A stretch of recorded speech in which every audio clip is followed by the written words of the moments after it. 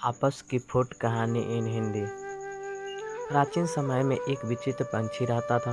उसका घर एक ही था, परंतु सिर दो थे। नाम था उसका भारुंड।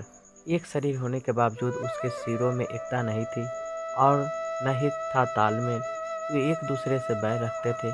हर जीव सोचने समझने का काम दिमाग से करता है और दिमाग होता है। सिर में दो सिर होने के कारण भारुंड के दिमाग भी दो थे, जिनमें से एक पूरब जाने की सोचता तो दूसरा पश्चिम। फल यह होता था कि टांगें एक कदम पूरब की ओर चलती तो अगला कदम पश्चिम की ओर, और भारुंड स्वयं को वहीं खड़ा पाता था। भारुंड का जीवन बस दो सिरों के बीच रस्साकसी बनकर रह गया था। एक दिन भारुंड भोजन की तलाश में नदी तट पर घूम रहा था कि एक सिर को नीचे गिरा एक फल नजर आया। उसने चोंच मारकर उसे चखकर देखा तो जीभ चटकाने लगा। वाह, ऐसा स्वादिष्ट फल तो मैंने आज तक कभी नहीं खाया। भगवान ने दुनिया में क्या क्या चीज़ें बनाई हैं। अच्छा, जरा मैं भी चखकर देखूं। कहकर दूसरे ने अपनी चोंच उस फल की ओर बढ़ाई ही थी कि पहले सिर ने झटकर दूसरे सिर को दूर फेंका और बोला, अपनी गंदी चोंच इस फल से दूर ही रख। यह फल मैंने पाया है और इसे मैं ही खाऊंगा। अरे, हम दोनों एक ही शरीर के भाग हैं। खाने पीने की चीज़ें तो हमें बांटकर खानी चाहिए। दूसरे सिर ने दलील दी। पहला सिर कहने लगा, ठीक, हम एक शरीर के भाग हैं, पेट हमारा एक ही है। मैं इस फल को खाऊंगा तो वह पेट में ही तो जाएगा और पेट तेरा भी है। दूसरा सिर बोला, खाने का मतलब केवल पेट भरना ही नहीं होता भाई। जीभ का स्वाद भी तो कोई चीज़ है।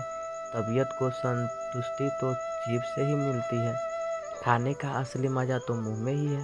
पहला सिर सुनकर चिढ़ने वाले स्वर में बोला, मैंने तेरी जीभ और खाने के मज़े का ठेका थोड़े ही ले रखा है। फल खाने के बाद पेट से डकार आएगी, वह डकार तेरे मुंह से भी निकलेगी, उसी से गुजारा चला लेना। अब ज़्यादा बकवास न कर और मुझे शांति से फल खाने दे। ऐसा कहकर पहला सिर चटकारे ले लेकर फल खाने लगा। इस घटना के बाद दूसरे सिर ने बदला लेने की ठान ली और मौके की तलाश में रहने लगा। कुछ दिन बाद फिर भारुंड भोजन की तलाश में घूम रहा था कि दूसरे सिर की नज़र एक फल पर पड़ी। उसे जिस चीज़ की तलाश थी उसे वह मिल गई थी। दूसरा सिर उस फल पर चोंच मारने ही जा रहा था कि पहले शेर ने चीख कर चेतावनी दी, अरे अरे, इस फल को मत खाना। क्या तुझे पता नहीं कि यह विषैला फल है? इसे खाने पर मृत्यु भी हो सकती है। दूसरा शेर हंसा, हे, तू चुपचाप अपना काम देख। तुझे क्या लेना है कि मैं क्या खा रहा हूँ? भूल गया उस दिन की बात? पहले शेर ने समझाने की कोशिश की, तूने यह फल खा लिया तो हम दोनों मर जाएंगे। दूसरा शेर तो बदला लेने पर उतारू था। बोला, मैंने तेरे मरने जीने का ठेका थोड़े ही ले रखा है। मैं जो खाना चाहता हूँ वह खाऊंगा, चाहे उसका नतीजा कुछ भी हो।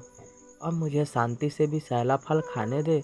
दूसरे शेर ने सारा विषैला फल खा लिया और भारुंड तड़प तड़प कर मर गया। आपस की फूट सदा ले डूबती है।